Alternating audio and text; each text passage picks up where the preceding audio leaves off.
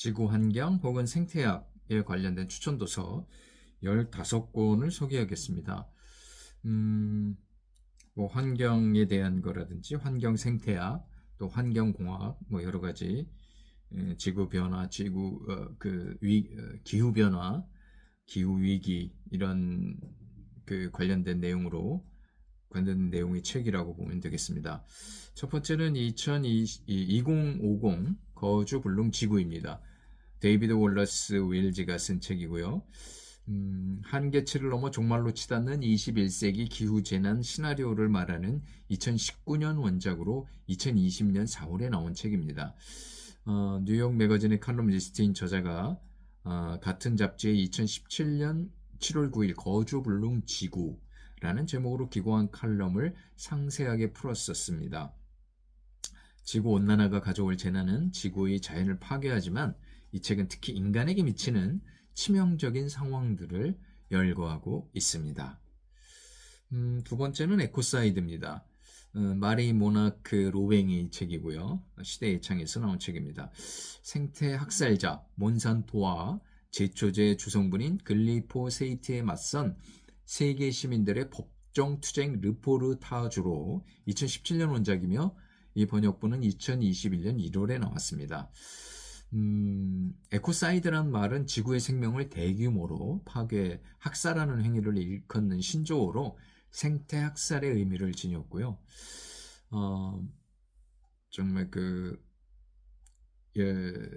세계 최대 농화 기업인 미국의 몬산토에 대해서 시민들이 어떻게 법정 투쟁을 통해서 결국은 승리로 이끌어냈는지, 정말 에코사이드란, 생태학살이란 무엇인지, 다국적 기업의 아주 학살적인 그런 행태를 볼 수 있는 책이었습니다. 네. 그 다음 세 번째는 슬픈 열대입니다. 유명한 책이죠. C. 레비 스트로스의 책이고요. 신비로운 조화를 이루었던 원시적 과거는 결국 파괴되었죠. 열대 원주민의 사회는 그래서 슬픕니다. 인간에 의한 인간의 조직적 가치 박탈이 남아메리카와 남아시아 곳곳에서 발생되어 굶주림과 죽음으로 몰린 식민지의 사람들은 고유 문화를 잃고 그들의 거처마저 빼앗긴 후 멸종되어 버렸습니다. 제국주의 수탈이 종교의 탈을 쓰는 등의 여러 가지 교묘한 방법으로 전방위적으로 실행되었죠. 자를 수집의 부족함과 선택성으로 모든 사회적 활동을 인간 정신의 기계적 요소로 환원했다는 일부의 비판에도 불구하고 레비스트로스는 슬픈 열대를 통해서 고전으로 남을 만한 명작을 남겼습니다.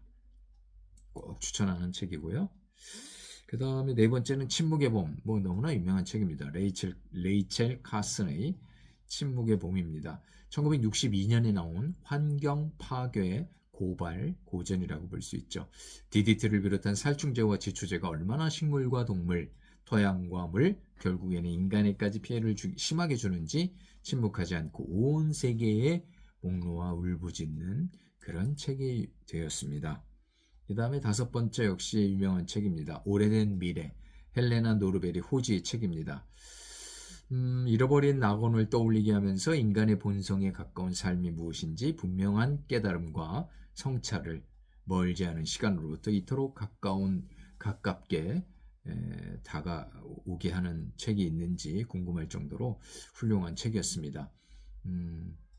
끊임없이 경제성장과 물질적 번영으로 인한 정신적, 사회적 빈곤과 심리적 불안감, 인간에게 행복이란 감정을 이기심과 탐욕과 우월감으로 변절시키며 허탈한 공허감만 남게 하는 그런 정신적 파멸. 저자는 16년 동안 실제적인 경험을 통해 인간적인 삶과 그렇지 못한 삶을 극명하게 대비시키며 우리의 각성과 지혜를 촉구하고 있습니다. 좋은 책이라고 생각하고요. 그 다음에 여섯 번째는 그레타 툰베리의 금요일입니다. 환경 관련해서는 기후변화, 기후위기에 관련해서는 그레타 툰베리를 모를 수가 없겠죠. 2018년 12월 요트를 타고 대서양을 횡단하여 UN 기후변화 컨퍼런스에 행한 연설로 강렬한 이미지를 선사한 그 당시에 16살 환경소녀였습니다. 그레타 툰베리와 그의 가족들 이야기인데요. 정말 그레타가 1918년 8월 20일에는 등교를 거부하고 스웨덴 국회의사당에서 기후를 위한 등교 거부 피켓을 들고 1인 시위를 벌이게 되죠. 그때까지 가족 모두가 겪은 일들에 관한 이야기가 전편에 흐릅니다. 환경 고발서이면서 한 가족이 정신적 질병을 극복하는 과정까지 담은 책입니다. 그 다음에 7번째는 탄소사회의 종말입니다. 조효재 씨 책이고요. 인권의 눈으로 기후위기와 팬데믹을 읽다라는 부제가부터 2020년에 나온 책입니다. 조효재 교수는 인권 전문가죠. 그런데 그 책을 읽기 시작하면서 그가 왜 이런 책을 써야 했는지 충분히 이해할 수 있었습니다. 10년 전부터 기후변화와 관련한 연구를 접하면서 기후와 환경 문제를 인권과 연결한 저자입니다.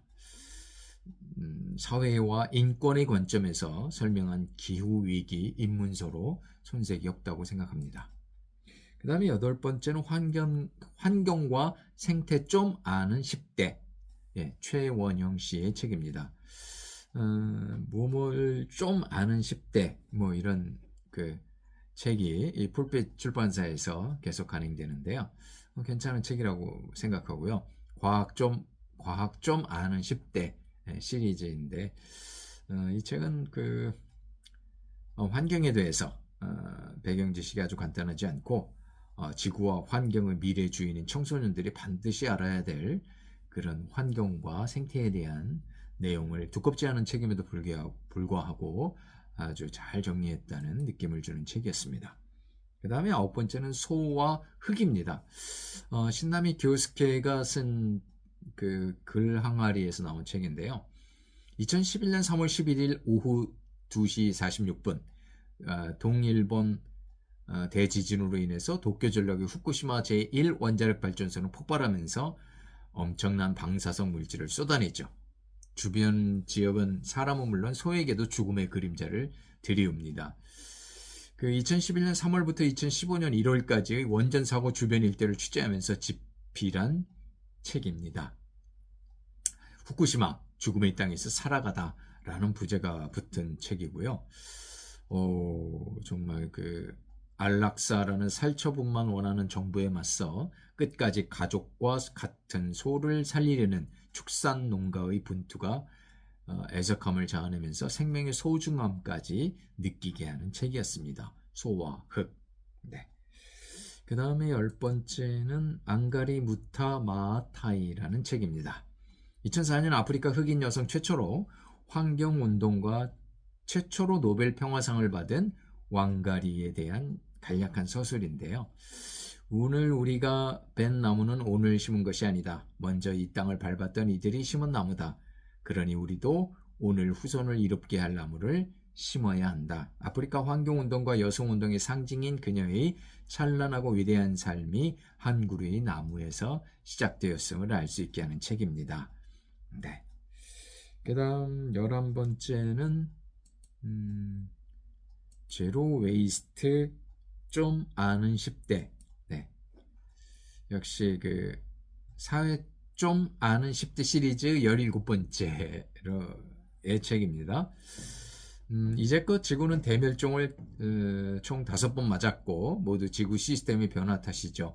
6번째는 아마도 우리들의 무분별한 서식지 파괴나 남획 등의 이유로 일어날 것이 예상됩니다.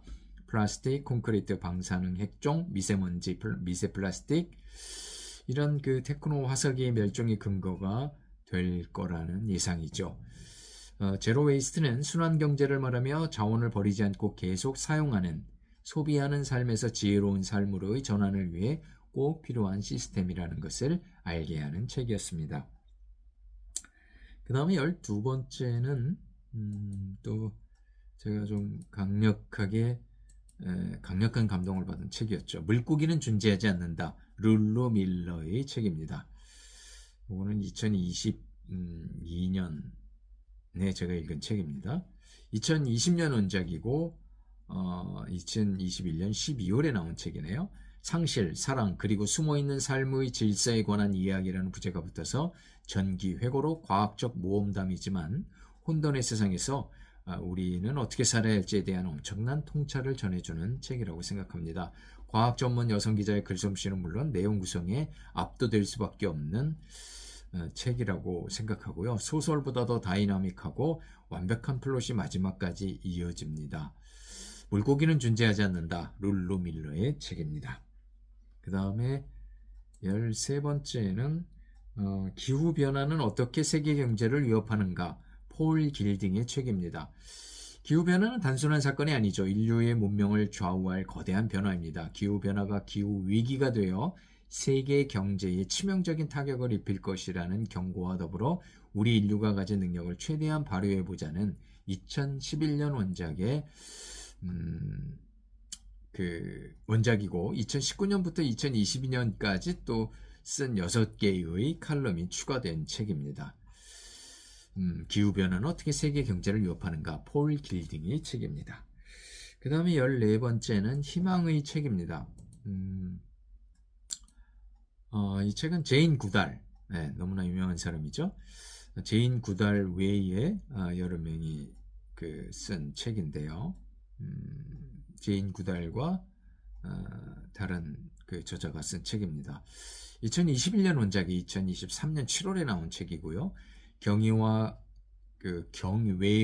경의로 가득 찬 자연주의자인 구달은 희망의 사도였고 지금도 세상을 돌며 희망을 전하고 있다고 하는데요. 이 책을 읽을 당시에는 참 제인 구달에 대한 그런 놀라운 그런 경외감을 가졌습니다. 그런데 이분이 올해 2025년 10월에 돌아가셨죠. 그래서 제가 다시 지금 검색을 해보는데요. 정말 놀라운 분, 1934년생이신데요. 90이 넘으셔서 돌아가셨긴 했습니다만 어쨌든 이 희망의 사도는 우리에게 그래도 희망을 전하면서 악에 맞서 싸우면서 선이 존재한다는 그런 희망을 보여준 그런 책입니다. 그의 생애를 바친 최신 인터뷰집이며 자서전 같은 놀라운 기록입니다. 자, 환경생태학 추천도서 마지막은 질문으로 시작하는 생태 감수성 수업입니다. 최원영 씨가 쓴 책이고요. 119가지로 질문하는 12달 환경인문학이라는 부제가 붙어 2024년 7월에 나온 책입니다. 질문이 필요한 시대지만 동시에 질문을 잘 하지 않는 시대에 환경 생태에 대한 지적 호기심을 자극하는 질문이 가득합니다. 환경 생태학 너무나 중요한 책이죠. 그리고 이 땅에 사는 모든 사람들이 관심을 가져야 되는 그런 주제의 책들입니다. 15권을 소개해봤습니다. 마음에 드는 것 골라서 꼭 읽기를 바라겠습니다.